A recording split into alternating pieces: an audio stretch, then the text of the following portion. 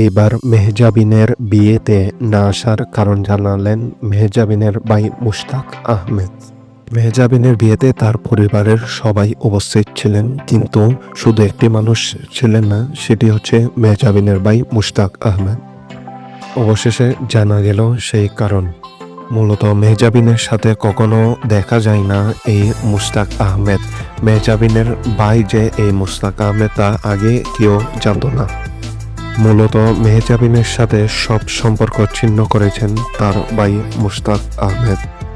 কিন্তু কেন এমনটা করেছেন তিনি এটিও লাইভে এসে পরিষ্কার করেন। যখন চারিদিকে চলছে মেহজাবিনের কথা নিয়ে কথোপকথন, তখনই তার ভাই মুশতাক আহমেদ লাইভে এসে এই কি বললেন, যা শুনে নেটিজেনরা পুরোপুরি হতভম্ব, অবাক।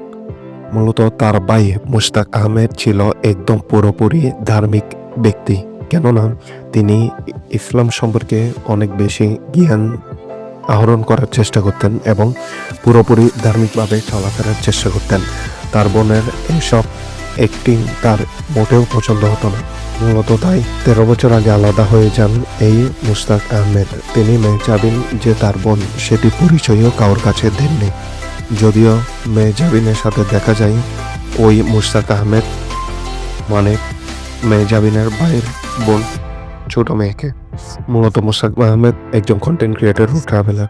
মূলত মেহজাবিনের সাথে কথা না বলে তিনি পরিবারের কারোর সাথেই কথা বলেন না, কেননা সে ধার্মিক কথা বললে তারা কেউ কান দিত না, তাই বলে।